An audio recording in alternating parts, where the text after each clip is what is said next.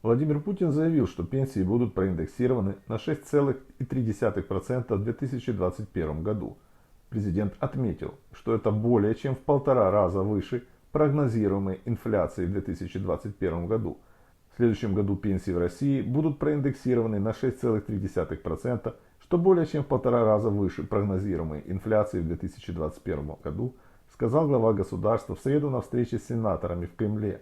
Путин подчеркнул, что несмотря на значительный объем выпадающих доходов ПФР и фонда соцстрахования, все обязательства по оказанию медпомощи и поддержке населения выполнит.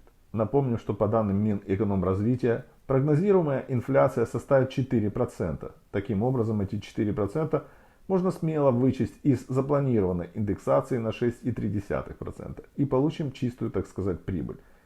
Точнее, чистое повышение пенсии на 2,3%, что составляет примерно 230 рублей на пенсию в 10 тысяч рублей. А у многих в регионах и того меньше пенсия. Президент, видимо, считает, что этого достаточно, и что в 1,5 раза выше прогнозируемой инфляции это существенная прибавка и достижение правительства. А что вы думаете по этому поводу? Напишите, пожалуйста, в комментариях.